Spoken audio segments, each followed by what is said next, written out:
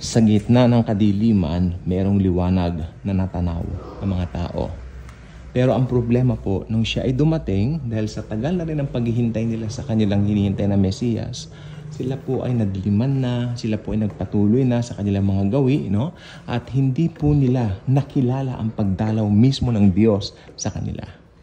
Ang mga Hudyo po ay naghihintay ng isang tagapagligtas na ililigtas sila sa mga Romano. Hindi nila alam o hindi nila hinahangad yung kaligtasan ng kaluluwa nila eh. Hinahangad nila yung kaligtasan nila na lumaya sila sa mga Romano. So, entonces, sa makatuwid, ang kanilang hinahangad ay ang kaligtasan na panglaman o panglupa. Ano po? Pero, sa panahon po natin ngayon, kung ililibot mo lang ang inyong mga mata, makikita po ninyo na may mga ganyan pa rin mga tao. Nakatutok lamang dito sa lupa. Hindi nila binibigyan ng pansin what will happen after they die. So it's so sad. Alam po ba ninyo, kani-kanina lang po, may lumapit po sa akin at binigyan ko po ng 600 pesos. Kung may 1,000 po ako, ibibigay ko po sana. Kaya lang pamasahe ko po yun dahil may pupuntahan po ako mamaya na kinalaman nga po sa sa personal matters. Kaya nabigyan ko lang po 600. Kaya sabi ko, pasensya na po, ganun-ganon. Yung tao pong yan dati, nung buhay pa ang kanyang mga magulang, maganda ang kanilang mga pamumuhay. Okay, so kaya napablog ako kaya sabi ko, i-share ko to, makinig pong mabuti. Maganda ang pamumuhay nila. Sila po ay 3 magkakapatid, puros mga lalaki. Namatay na po yung 2 kapatid niya, patay na rin mga magulang niya. Sabi niya, ulilang lubos na raw po siya na lang natira sa pamilya. Okay, pero sila po ay isang pamilya na wala kay Christ. Sila po ay nasa religion. Alam naman natin ang pinakamatandang religion. Yun na yun. Hindi ko napapangalanan. Sila po ay talagang nananangan sa mga tradisyon ng araw. Pero ang alam ko po talaga, dahil masagana sila ng araw, may mga sasakyan din sila, maayos, no? At yes, alam mo, pag wala ka kay Kristo, kung masipag ka, aasenso ka rin naman eh. Pero pwedeng mawala yan sa biglaan. Ngayon, kung na kay Christ ka naman, akala mo wala ka ng supply, akala mo mauubusan ka na, pero isusupply pa rin ni Jesus yan. Kasi ang pagkakaiba, ikaw ay na kay Jesus. Yung mga taong yan, maski sabihin, alam mo itong sasabihin ko po sa inyo, revelation lang po, ni-reveal ni Jesus sa akin ngayon lang ito. Sabi ni Jesus sa akin, kahit ang pinaka-bilyonaryong tao pwedeng mawala lahat ng kanyang pera kung wala sa akin. Sabi niya, kahit ikaw na simpleng tao lang, hindi ka magkukulang kung nasa akin ka. Yan ang sabi ni Jesus. Wow! Ako lang, i-record ko to, Lord. Kako. Yes! Ang lakas ng revelation. Nangyari po yan. Kanina kasi, parang naistorbo ako. Sabi ko, may matawag na naman sa akin. Ako. So, siyempre, ganun po tayo. Pinuntahan ko, uy, kuya, hindi ko po kayo nakilala ako. Alam mo, ulilang lubos na ako, ganun-ganon. Sabi niya, ganun-ganon. Ako na lang natitira. Yung 600 na yun kasi gagamitin daw niya pampunta sa ospital. Pero knowing this guy kasi, dati may bisyo kasi. Pero alam po ba ninyo, kung may 1,000 ko, bibigyan ko po talaga. Kaya hindi, ala na po talaga yung natira sa pera ko no?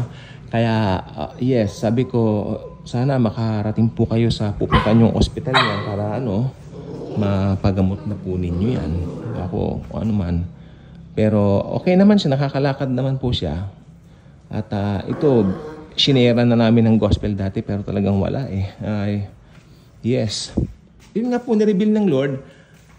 Kasi niisip ko kanina, sabi ko, Lord, magandang pamilya yan. May bahay. Yung bahay po nila, wala na, ibenta na po. Magandang bahay po yun, up and down. Oo, while growing, pumupunta po kami doon. At may mga katulong din sila. Niisip ko kanina, Lord, nawala lahat sa kanila yun. Kasi sabi ni Kuya, wala na raw yun. Oo, wala na lahat. Then sabi ng Panginoon na sa akin, parang sa bulong lang niya. Bulong is still little boy, sabi niya.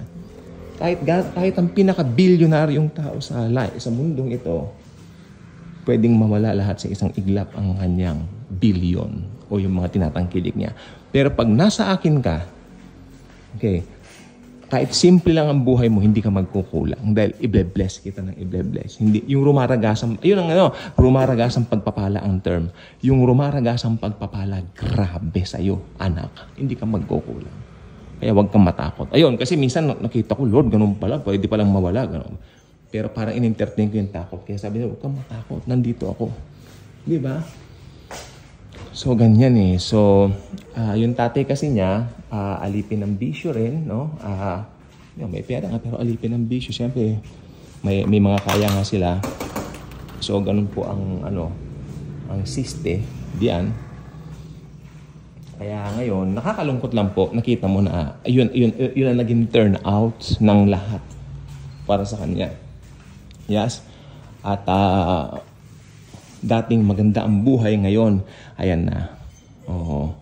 Nakakalungkot po na makita yung dating maayos na mga tao. Ako nalulungkot po ako sa ganyan. Hindi ko kinatutuwa po ang mga ganyan.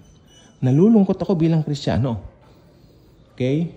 Maski sabihin mo yung mga taong hindi maganda ang pakita sa amin, tapos nababalitaan kong naghihirap ngayon, nalulungkot ako. Sana Lord, i-bless mo sila. Sana, or should I say, sana makilala ka po nila. Hindi mo ikaliligaya ng iyong puso na makita ang mga taong nahihirapan. Ayaw ko po kasi malungkot. It's so sad. Naiisip ko rin kanina dati ito, mahal na mahal ng mama at papa niya.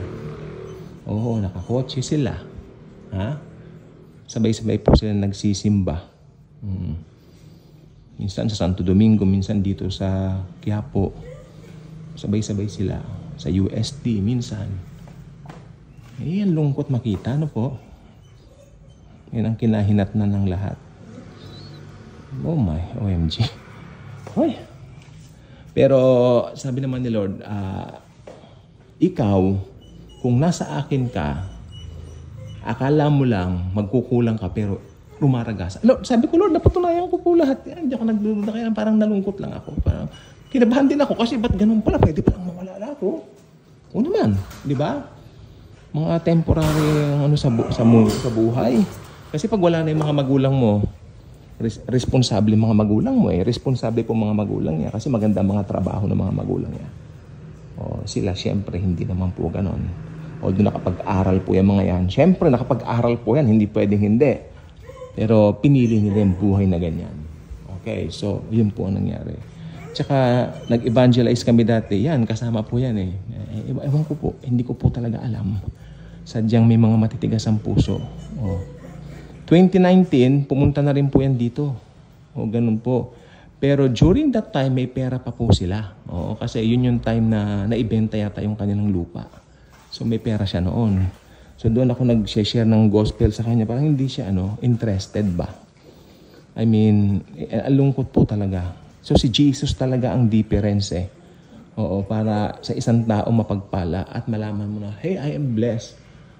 Kaya yung mga taong nakikita po ninyo na wala kay Christ, tapos parang mayaman sila, pinagpapala sila. No, hindi po sila totoong blessed. Ang totoo po nun, temporary po lahat ng yon. Anyway, temporary lang naman po lahat sa mundo. Hindi nyo po nakita. Yan, yung example ko pong yung kanina. Masasabi mong wealthy family, o mga kamag-anak niya, mga mahiyaman din. Yung isang auntie niya, nagtataka po ako. Nakikita lang po ng isang auntie ko sa New York. Ewan ko, wala natin balak tulungan yan. Ewan ko po, sinabi na namin, ay, very busy siya, nag-around the world siya, sabi sa auntie ko. Yung isang auntie niya, nag-around the world, kapatid ng tatay niya.